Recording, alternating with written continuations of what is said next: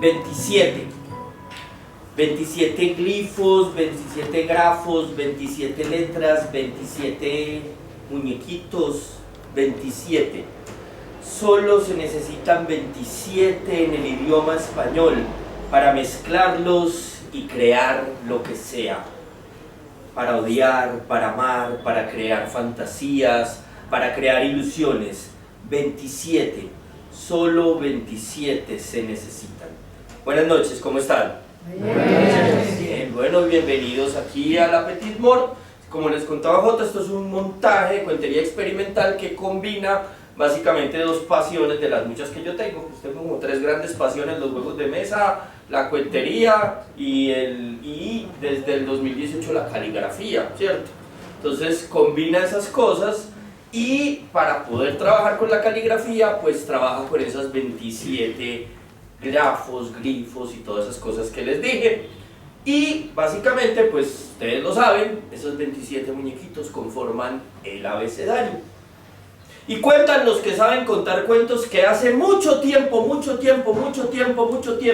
en un lugar muy lejano, como lo que cuentan los cuentos de hadas, existía un reino mágico. El reino mágico del abecedario. Y en el reino mágico del abecedario, por supuesto, la reina, el rey del reino mágico del abecedario tiene que ser ¿la qué? La A, claro, ese cuento es para niños, ojo, pues no queden como tontos acá.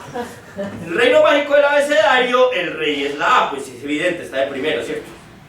Y por orden lógico, si el rey del reino mágico del abecedario es la A, la reina tiene que ser la B, la Z. ¿Y por qué la Z? No, la B. La B es lógico, pues si el rey es la A, la reina está al lado de la B, ¿cierto? Un día iba caminando por el abecedario la letra más chismosa, la letra más aponderadora, la letra más habladora, la letra más lenguilarga que por de Dios. Recuerden que este es un cuento para niños. Si el rey del abecedario es la A y la reina es la B, la letra más chismosa tiene que ser la C. No, ¿cuál C, hombre? ¿Cómo es que la C? ¿Por qué la C? No, ¿cuál C? No. Porque copia. Ah, también, sí, no, pero no, la C, ¿qué tiene que ver ahí? No, la H. La H, que en ese tiempo todavía no era muda, no. Tenía una lengua que comulgaba desde el atrio. En el abecedario había 45 letras. Pero la H, a punta de chisme, ya había hecho echar un poco, llevamos como en 27 apenas. Y la H iba caminando por el abecedario, pues como camina la H, ustedes saben cómo camina la H, ¿cierto? Y la H, en uno de los cuartos del abecedario, escuchó que estaba hablando la reina B. Y la reina B estaba conversando con otra letra, y le estaba diciendo que la P tiene un palito y una farriguita para hacerle cosquillitas. Oiga, apenas que apenas que escuchó eso salió volando para donde la para la cámara real y fue llegando. Uy, mi rey.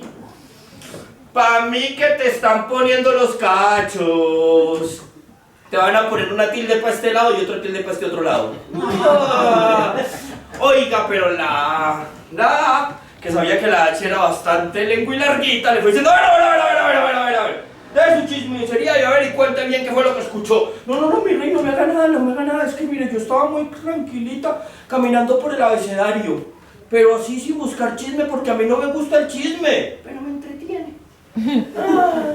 Y entonces yo escuché a su esposa, la reina B, ¿se acuerda? Sí, la B, y estaba hablando con otra letra y le estaba diciendo, imagínense lo que le estaba diciendo que la P, sí, la de papá esa, la P, sí, que la P tiene un palito y una barriguita para hacerle cosquillitas. ¿Cómo dijo? No me gana, mi rey, yo le digo, sí, que la B estaba hablando con otra letra y le estaba diciendo que la P, sí, la de papá, esa sí, la P tiene un palito y una para hacerle tostillitas. Uy, ya la iba a mandar a matar medio abecedario, estaba pero furibunda, pero se acordó que era el rey. Y respiró y que tenía que calmarse un poquito y entonces decidió llamar al consejero real del abecedario, porque ustedes saben que todo rey tiene su consejero real. Y llamó al consejero real del abecedario, que ustedes que son tan inteligentes saben todos que el consejero real del abecedario es la... C. ¿Cuál C, hombre? ¿Por qué la C? ¿Qué tiene que ver? El consejero real del abecedario es la D. ¿La D? No, no, no. La Z te pega al cielo, no. La B. La B, no, ¿cómo que no van a saber? ¿Ustedes dónde tuvieron la infancia? No. La W. Claro, por eso de que dos cabezas piensan más que una. Además, la W es medio gringa, ¿cierto? Y entonces, como es medio gringa, tiene la información de todos nosotros, que no la sacó de los celulares. Entonces llegó la W, pues como camina la W, ¿cierto? ¡H! Explíquele al consejero real W lo que escuchó. Consejero real W, yo escuché que la reina B estaba hablando con otra letra y le estaba diciendo que la P, sí, esa, la de problema, esa, que la P, imagínese lo que le dijo, que la P tiene un palito y una para hacerle. Uy, ya la estaba pero refuribunda cuando de pronto por la puerta iba entrando la reina B. Y se le va encima a la A y le va diciendo, a ver, mamita, yo también tengo dos palitos para que me haga cosquillitos. Pues era mayúscula, ¿cierto? Pero la B, que era mujer inteligente, perspicaz, astuta, se pilló en el aire mismo que le habían traído el chisme y en ese momento patentó una vaina que le quedó en el ADN a todas las mujeres desde ese día. Y es que vea, usted viene a ponerle problema a cualquier mujer, sea su mamá, sea su tía, sea su novia, sea su hija, sea su sobrina, y ellas ahí mismo aplican, usted les va a decir, ay, es que qué tal, y ellas mismo aplican esta fórmula doble. Primero que todo, se ponen históricas. No histéricas, no, históricas. O sea, le acuerdan a usted toda la porquería que usted ha hecho en orden cronológico y usted puede defender. Y lo otro es que aplican la técnica Goku, es decir, sueltan todo el ki, se elevan como 2 metros en el aire, así peor de lo que uno viene. Uno viene bien bravo y viene a la triple y entonces ahí mismo arrancó la reina B y... ¡Uah! Mi mamá sí me dijo que usted era una porquería, que porque me hubiera casado con usted, es que yo me hubiera casado con otra. Yo me hubiera ido para el alfabeto de los árabes, de los chinos, de los coreanos. Yo no estaba haciendo nada malo. Yo lo único que estaba haciendo era conversar con mi prima, la Z, que es la letra más zorra del abecedario. Y ella está muy contenta porque se va a casar con la letra más linda del abecedario, que todos sabemos que la letra más linda del abecedario es la... ¿Cuál lío? ¿Qué cuento están escuchando? La P, porque la P tiene un palito y una para hacerle cosquillitas. Y apenas que la escuchó que todo era un chisme de la H, fue diciendo ¡maten a la H! Y llegaron todas las letras malucas del abecedario, la K, la Q, la X, la Y, que son los guardias del abecedario, y agarraron a la H, hombre, ya le iban a descuartizar, le iban a partir en 4. Pero en ese momento apareció el mejor amigo de la A, que ese sí lo conocen perfectamente ustedes porque lo han invocado muchas veces cuando hacen exámenes. De Tin Marie de Doping, como no me lo sé, es la... Sí. Así de que han hecho trampa. Yo no se los pillo uno todos. La C, claro, que es el mejor amigo de la A. Y apenas vio que iban a matar a la H, le fue diciendo ¡no! ¡No la mate! Es que yo siempre he estado enamorado de la H. Yo la he amado profundamente, pero a mí me daba pena decirlo. No me la mate, por favor. El rey A decidió recapacitar, sobre todo porque él quería mucho a la C, que era su mejor amigo, le había ayudado en algunas batallas de ortografía y otras vainas. Y entonces estaban ahí y él decidió que se tenía que cambiar el veredicto, que no fuera tan violento. Así es que envió al consejero real W a que analizara la situación, porque era pues el sabio de la corte, y que volviera con un veredicto.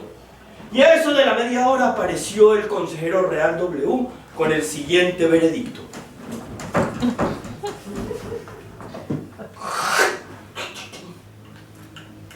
A partir de ahora y para siempre... Se les dije que era medio gringo, ¿no? A partir de ahora y para siempre, por ser tan chismosa y aponderadora, la H va a ser completamente muda. Y solo va a poder hablar cuando esté acompañada de la C. Chinfle, chanfle, chanflecillo, este cuento llegó a su fin.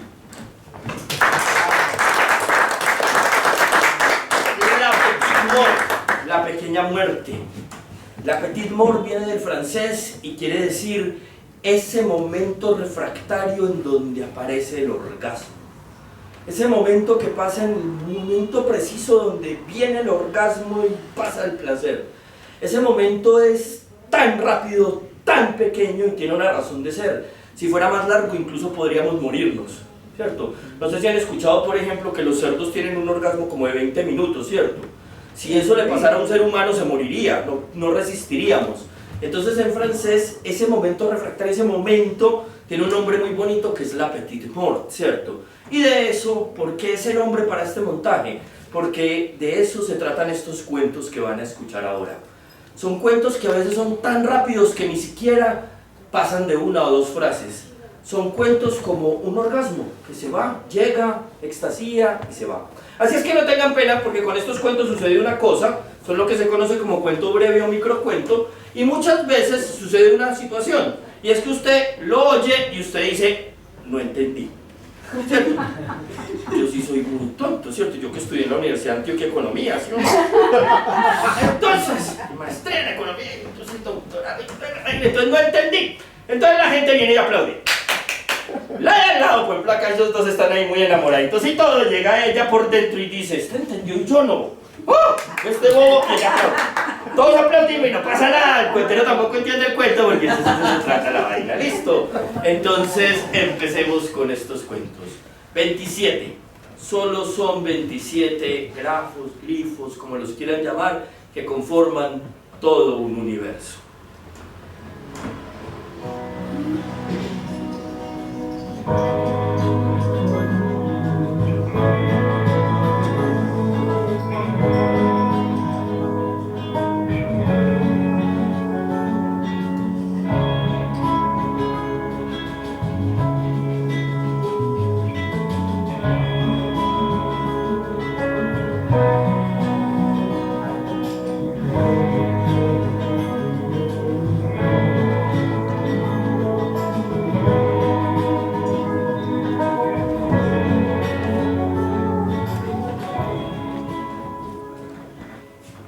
El día de tu cumpleaños te regalaron un montón de cosas lujosas. Una lapicera de oro, unos tenis Nike, un pasaje para que te fueras para los Estados Unidos, uno de esos celulares que toman fotos muy bonitas y que hacen imágenes y que ya traen hasta inteligencia artificial. Yo no tenía dinero para regalarte algo lujoso. Por eso es que simplemente te he traído en esta caja de madera color rapé un montón de semillas de cedro, de araucario, de caoba, de tamarindo, de guayacán. Esas semillas son pacientes y esperan su lugar y su tiempo. Yo no tenía dinero para regalarte algo lujoso. Yo simplemente quise regalarte un bosque.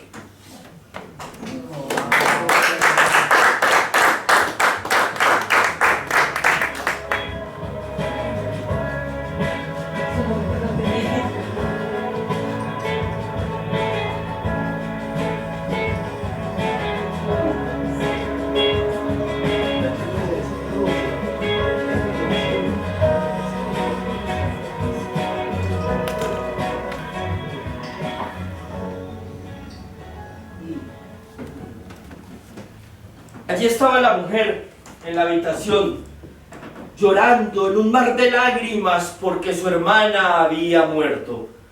Era tan terrible el llanto y tanto el dolor de la mujer que por única vez en la existencia Buda se compadeció y empezó a darle vida a todo lo que estaba en aquella habitación. Las moscas que se encontraban en el papel de la pared empezaron a temblar y a tomar vida. La mujer que estaba allí muerta empezó a despertar lentamente. Era la vida que volvía a la habitación. El ramo de rosas marchito que la mujer en su tristeza había dejado morir empezó a retornar y a volverse rojo como nunca había sido. Era la vida que volvía a aquella habitación. Y la piel de tigre que estaba en el piso despertó y metió un rugido gigantesco y se tragó a la hermana, a la mujer, a las moscas, a las rosas y a todo. Era la vida que volvía a aquella habitación.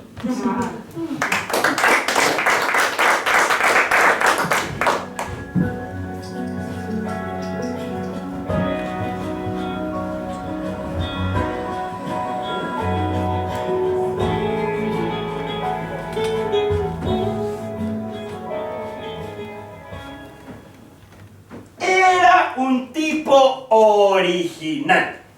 Usaba ropa original. Tenía zapatos originales. Bailaba música original. Tenía un carro original. Estudiaba en una universidad original.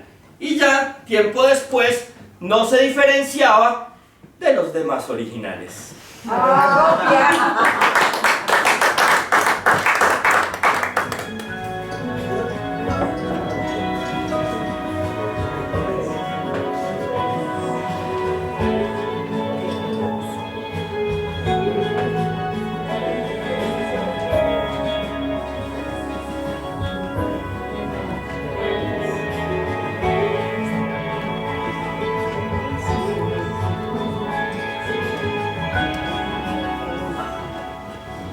Deferencia, amabilidad.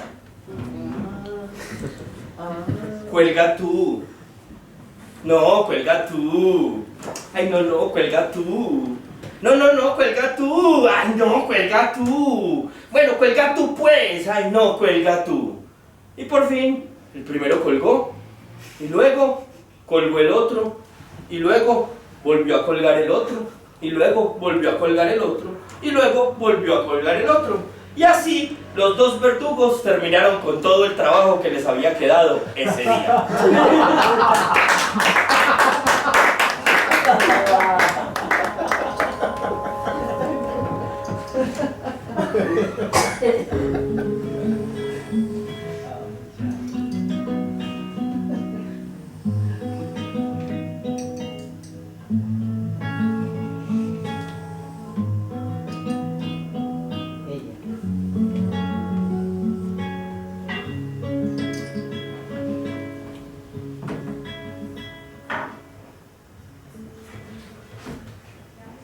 Cuando ella cerró la última página del libro, esta lectora escuchó cómo el libro le suplicaba, le pedía que por tercera vez lo volviera a leer y le permitiera volverla a divertir. Pero esta vez no fue lo mismo. Ella lo miró con indiferencia y se fue. Es que ella sabía perfectamente que con él siempre todo terminaba en la misma historia.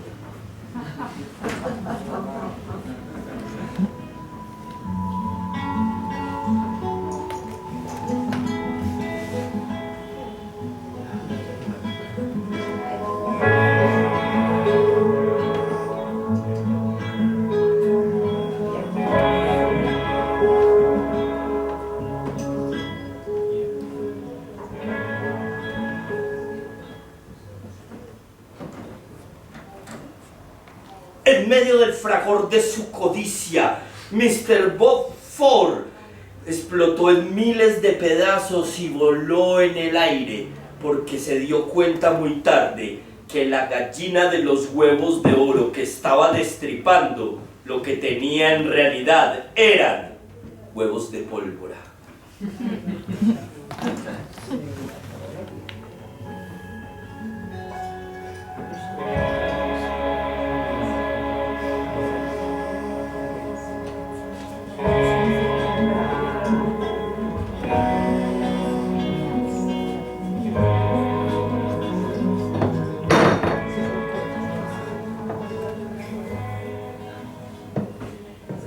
Guianza de madre. Una mamá reunió a todos los hijitos así como están ustedes sentados mirándome, los puso allí en filita y les dijo: hijitos, no vayan solos a ese bosque, porque en ese bosque están los animales más terribles, más asesinos, más violentos de todo el lugar. Donde esos animales los vean, los cogen, los pican y los parten en pedacitos. Y no vayan a pensar que es el león o el tigre, no. Ayer pasó la pantera por acá, yo le dije, siguió derecho. Y apenas los hijitos temblaban, asustados, y le decía, mamá. ¿Y cuáles son esos animales tan horribles, tan terribles, tan asesinos? Esos animales tan terribles, tan horribles, tan asesinos, se llaman pollitos y pajaritos. Es que así estaba hablando la mamá gusana con los gusanitos.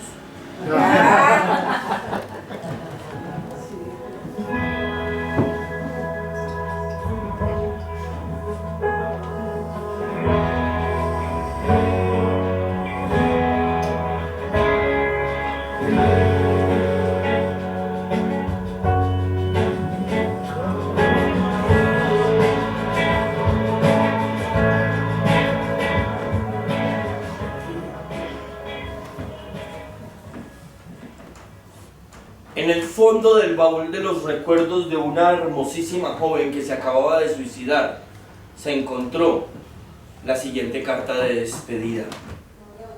Daniela, tu pelo de oro, tus ojos de esmeralda, tu cutis de nácar, tus dientes de perla, tus labios de rubí y tus manos de mármol me han hecho tomar la decisión más importante de mi vida. Me voy a casar con María, que tiene pelo de pelo, ojos de ojos, dientes de dientes, bocas de boca, cara de cara, manos de manos. Por lo tanto, adiós.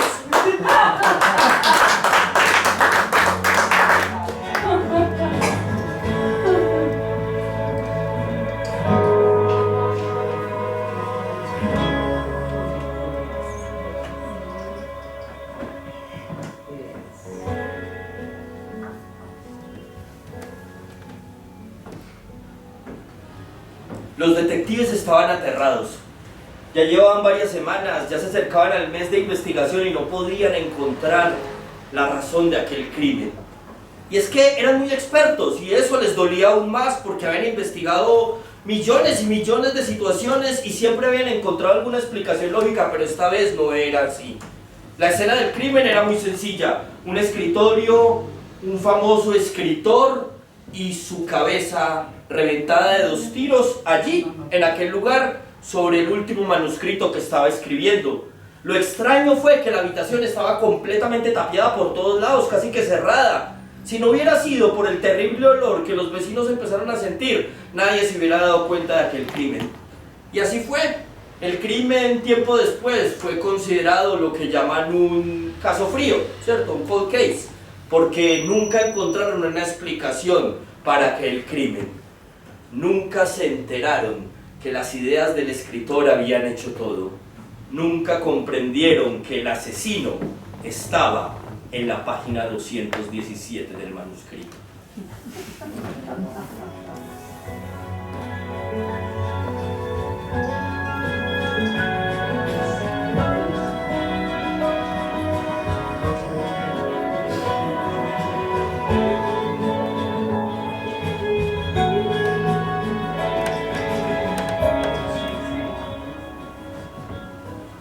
Lo criticaban porque miraba y se sacó los ojos. Lo criticaban porque hablaba y se arrancó la lengua. Lo criticaban porque tocaba cosas y se quitó las manos. Lo criticaban por su forma de caminar y se cortó las piernas. Y ahora sí, lo critican porque estorba.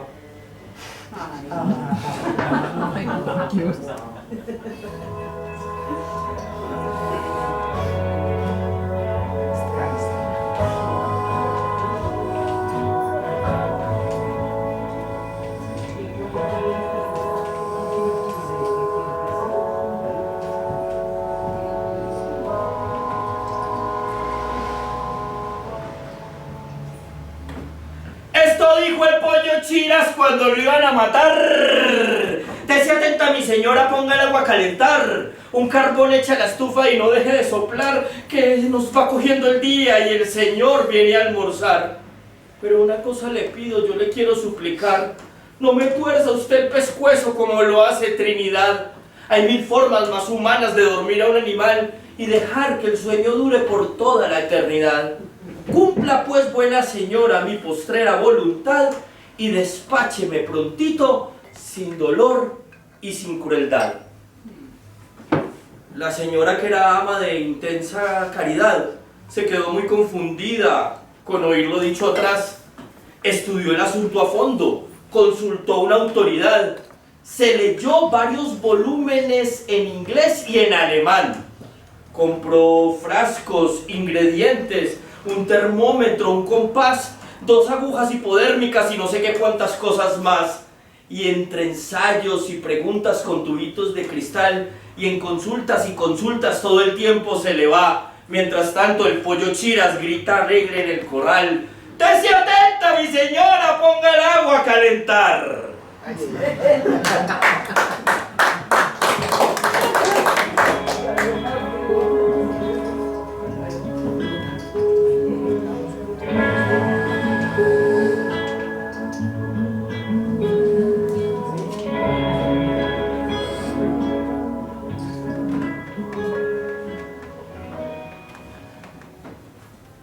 pesar de saber que solo había una, Adán estaba desesperado.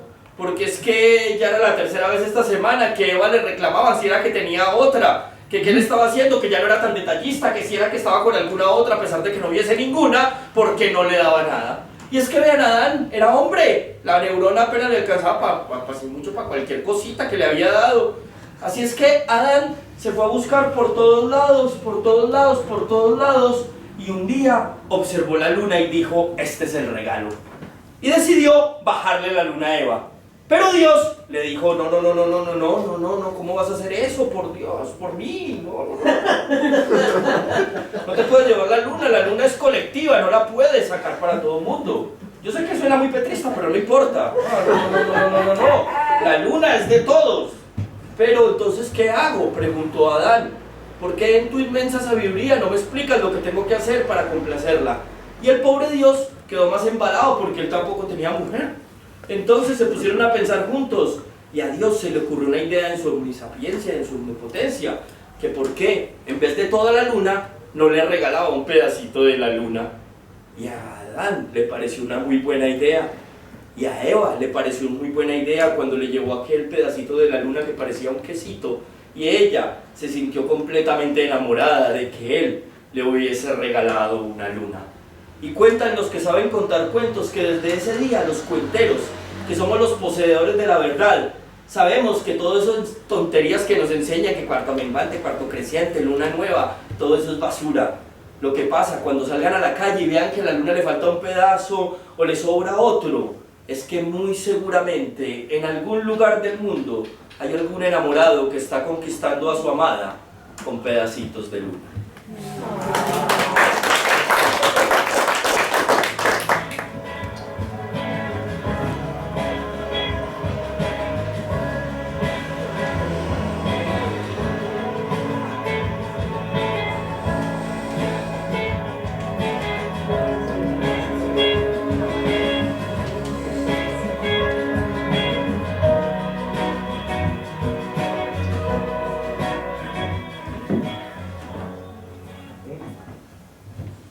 Un hombre estaba aburrido, mamado, porque la vida lo había tratado muy mal, era muy salado y todo el mundo lo había traicionado, los hijos lo habían abandonado, la mujer lo había dejado por uno de sus mejores amigos, el gato y el perro se habían ido con el vecino que les daba mejor comida. Él estaba cansado, aburrido y ya estaba como a punto de suicidarse. Y entonces habló con el único amigo que le quedaba. Y el amigo al verlo le dijo, no hermano, es que usted es demasiado amargado, consígase un perrito, un gatico que lo acompañe. Y él decía, no, a mí no me gustan esos animales, vea, se van por allá, no, ay, hermano, ¿sabe qué? Cómprese si sea una mata para que lo acompañe. Y él hizo caso y se compró una mata. Y desde el primer día le empezó a regar su matica, pero la mata no crecía. Y él le echaba agüita y tal, y la mata no crecía. Así es que volvió donde su amigo, y el amigo le dijo, ay hermano, pero es que las matas son seres vivos, conversen, háblele, porque él los... Y él todos los días iba y le conversaba, hacía todo lo que la gente decía, le ponía música de Mozart, le ponía música de Beethoven, le ponía música de Bad Bunny, no, eso le hacía de todo, le echaba arriba de gallina, le echaba de todo, le echaba y la berraca mata no crecía. Así es que un día, mamado de que esa berraca mata ni siquiera lo quisiera, no lo pensó dos veces y agarró la matera y se fue hasta el último piso del edificio. Pero como él era tan de malas, el ascensor estaba dañado ese día. Y era un edificio bien alto, miren todo lo que subí y no he podido llegar, ya me estoy mareando. Y por fin llegó hasta el último piso y ¡fu! ¡Pah! La matera no se quebró, era de plástico. La mata también.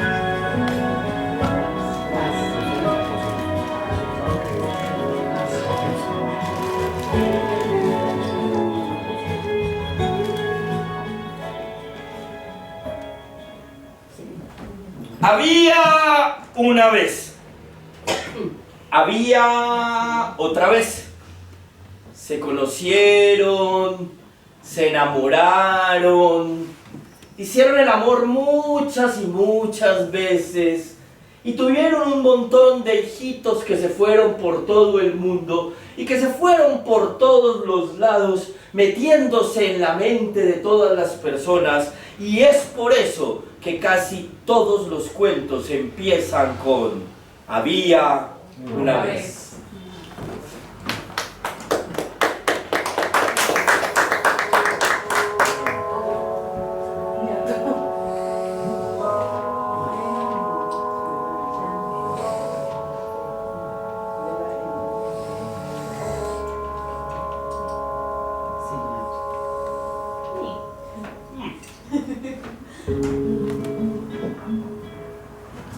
Cuentan los grandes contadores de historias que hace mucho tiempo, pero mucho tiempo, en el tiempo de los cuentos, había un animal que era el más hermoso de toda la creación: el tigre.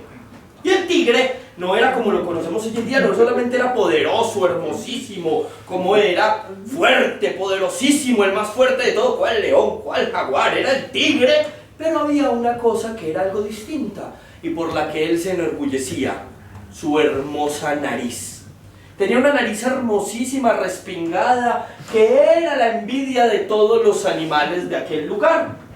Pero lo que no sabían los animales, y era un secreto que le dolía mucho al tigre, es que él tenía una fobia, un miedo. Y a él le daba mucho temor que los demás animales se enteraran, sobre todo porque si los más grandes, como el búfalo o como el oso, se enteraban, le podían hacer daño. Así es que un día, muy asustado de que se enteraran, decidió quitar un poco el miedo y se acercó a donde el único que creía que le podía contar, su primo el gato, y le contó su gran temor. Era que el tigre le tenía miedo a las alturas, le tenía pánico, no se sabía subir a los árboles, le daba pánico. Y el gato, al oír esto, dijo: no, primo, pero eso es que falta de confianza, lo hubiera dicho antes, mano, yo le ayudo. Y el gato se llevó al tigre para el centro de la selva. Y allí había un árbol grandísimo, un árbol gigantesco, era un árbol enorme, se perdía en las nubes le daban la vuelta. Y ahí el gato le dijo: listo, primo, esto es aprendiendo y haciendo, vamos para arriba.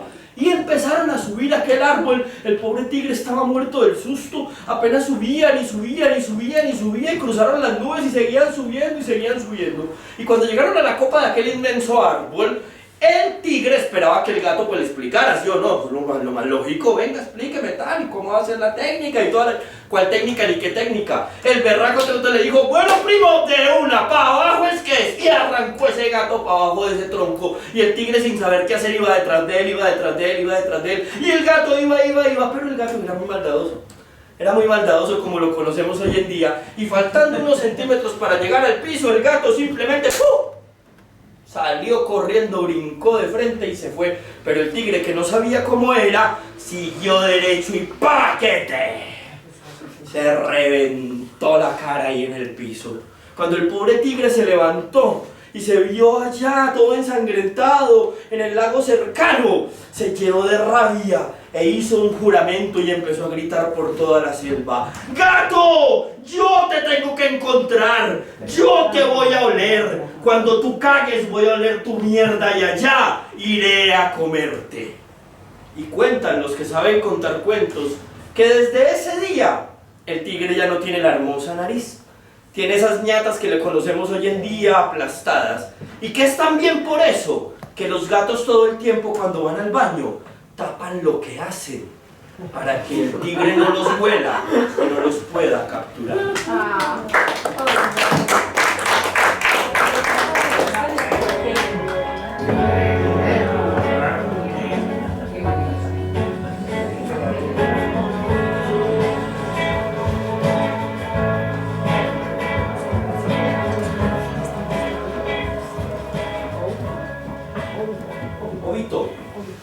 Muerte.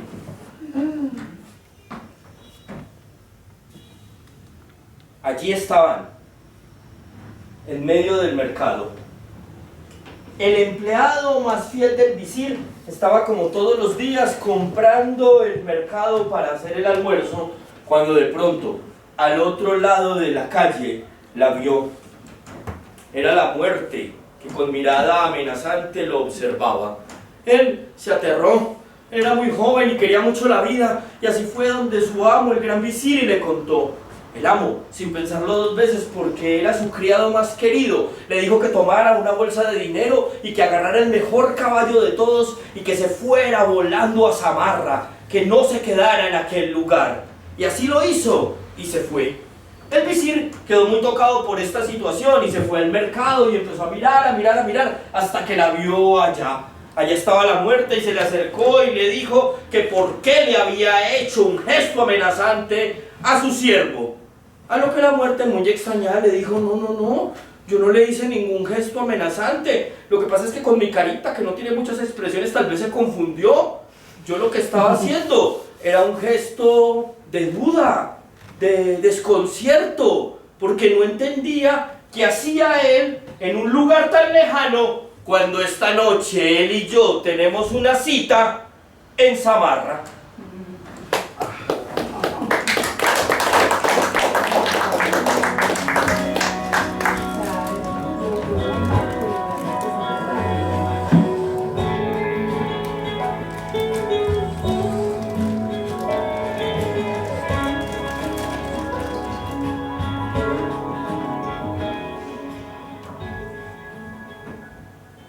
Agapito Pito. Agapito Pito era el más grande rimador de la humanidad. Desde que había nacido, Agapito Pito era capaz de hacerle poemas, poesías, rimas a todo lo que se movía. Era tanta la capacidad de hacer rimas que un día, en uno de sus tantos viajes y correrías por el mundo, llegó a un país donde hasta la más pequeña rima, el verso más chiquito era emitido, era castigado incluso con pena de muerte. Y como el pobre no sabía sino rimar, pues efectivamente lo condenaron a la pena de muerte. Pero luego los jueces, analizando la situación y entendiendo que él era extranjero y no tenía por qué conocer todas las leyes del país, decidieron perdonarlo siempre y cuando, delante de todo el pueblo y sobre todo frente al gran ídolo antirrimático que se esgrimía en la mitad de la plaza, él pedía perdón. Y así fue. Lo llevaron al otro día allí al lugar y el juez mayor de aquel sitio le dijo: Agapito Pito, ¿pides perdón al ídolo? ¡Pídolo! Agapito Pito fue linchado en el acto. Ídolo. Ahí lo tienen, ídolo. ¿Lo pidió? Ahí lo van entendiendo. Fue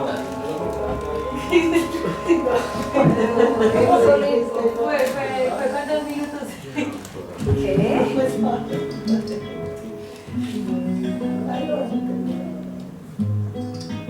¿Qué?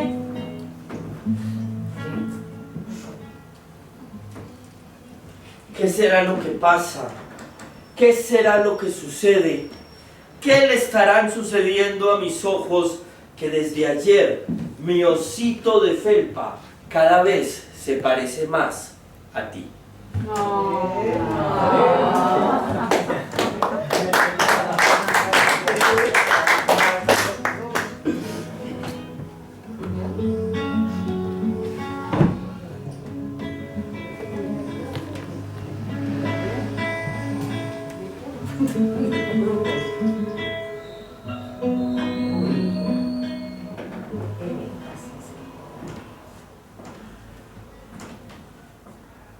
El tirano le preguntó a su pequeño hijo de casi 3 o 4 añitos: Hijo, ¿qué quieres ser cuando grande? Papi, cuando grande, yo quiero ser como usted, yo quiero ser lo que es usted. Entonces, el tirano mandó a matar a su hijo porque entendió que cuando creciera lo iba a desaparecer para tomar su trono.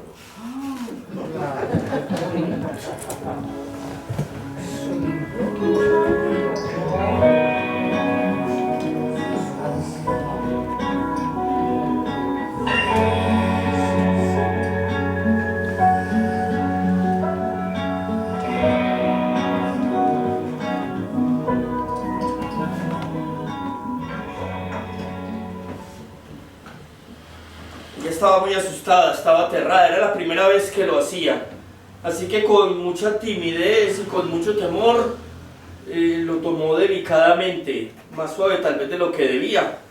Y lo primero que le sorprendió es que estuviera tan firme.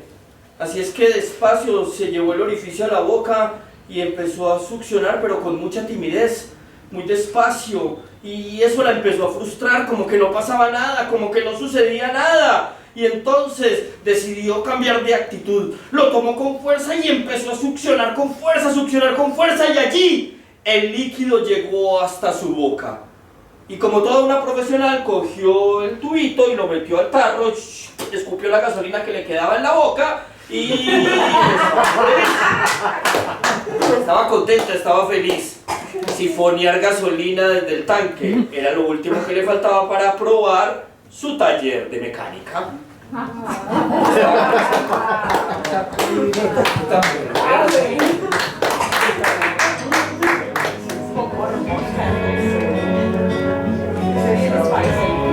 Estaba pensando. Las palabras no son muchas, son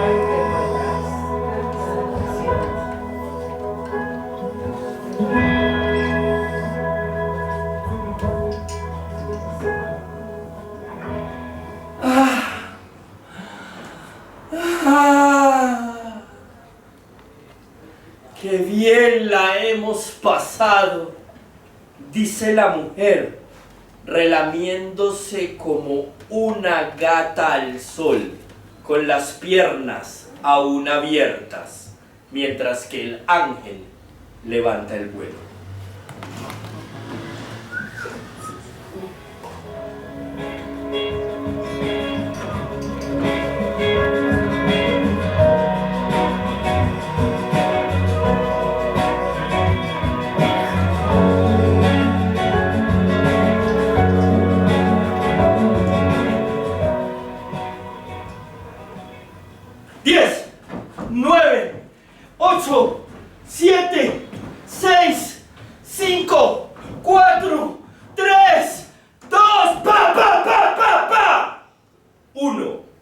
Ha muerto.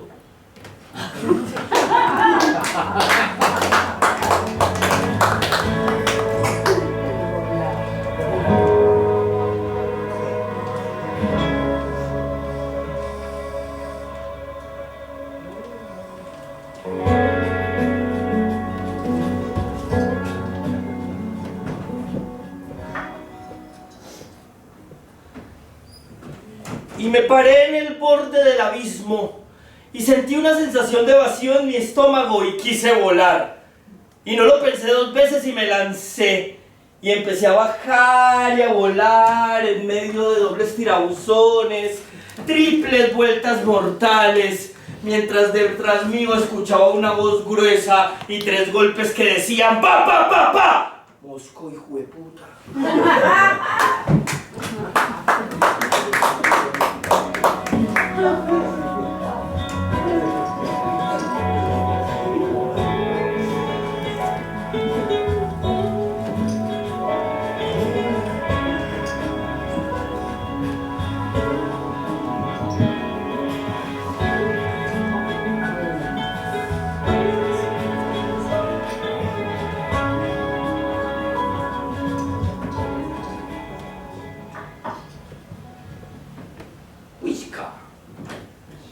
Cuando Dios le ordenó a Noé que construyera un barco gigantesco y que tomara 2 de cada especie, cuando llegó donde el tigre y la tigresa, el tigre le suplicó, le rogó a Noé, le dijo que por favor le dijera a Dios que le permitiera llevar a su hermano, que lo amaba con todo el alma. Pero Dios, que es tan omnipotente, omnisapiente y sobre todo buena gente, le dijo que no, que solo 2 de cada especie. Noé y Dios, a pesar de su absoluta omnipotencia, nunca pudieron entender por qué durante todo el viaje de los 40 días y los 40 noches, el tigre se la pasó allí, con esa sonrisa de lado a lado. No pudieron entender que su deseo se había cumplido. que para poder llevar a su hermano en el viaje, la noche anterior lo había devorado.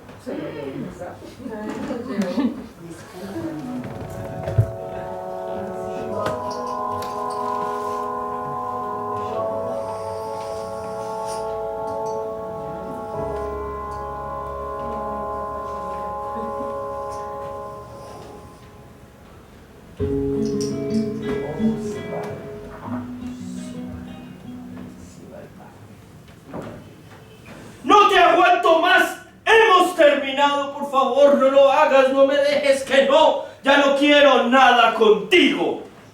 Cuando ella escuchó aquello, se enloqueció.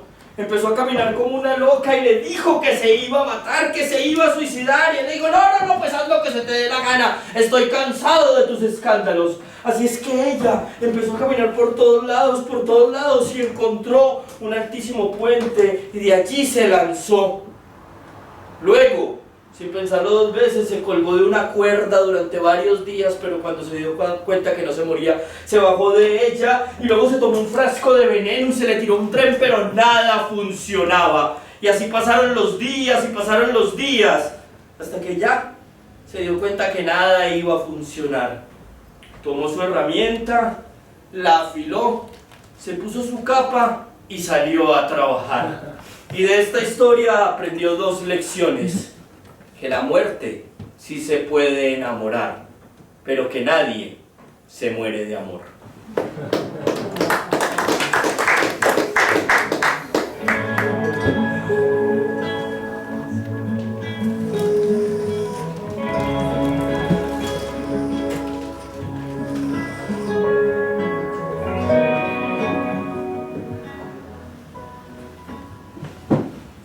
Yugo de buey.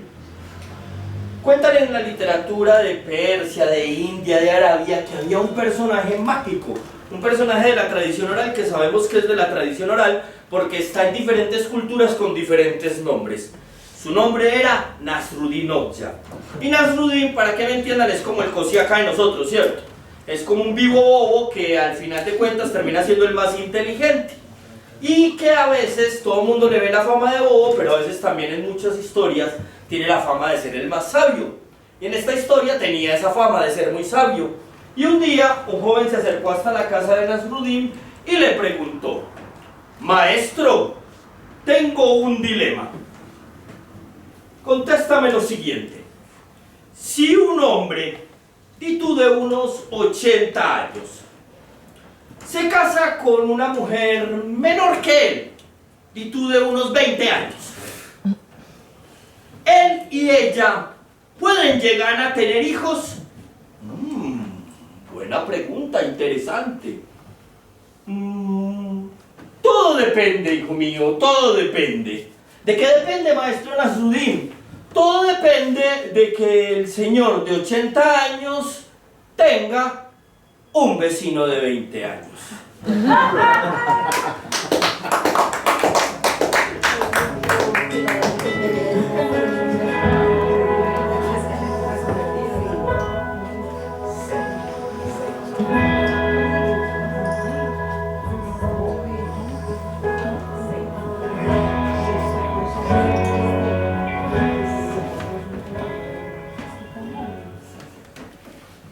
Cuentan que el gran maestro Zen un día iba caminando por un largo camino con dos de sus discípulos.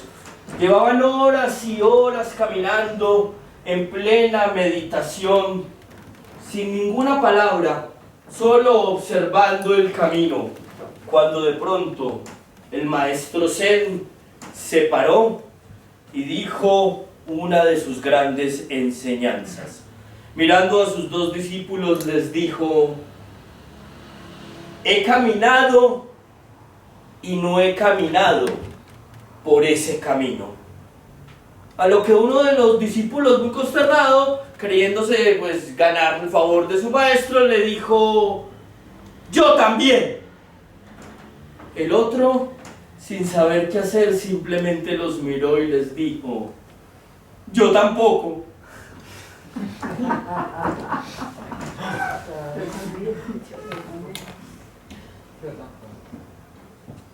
27.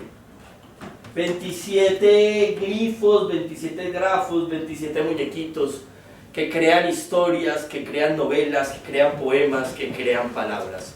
Solo 27 necesitamos en nuestro idioma para hacer todo un universo.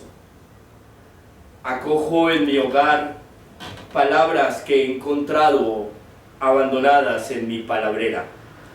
Examino cada jaula y allí, ladrando vocales y consonantes, encuentro sucios verbos que lloran después de ser abandonados por un sujeto que un día fue su amo y de tan creído que era, prescindió del predicado.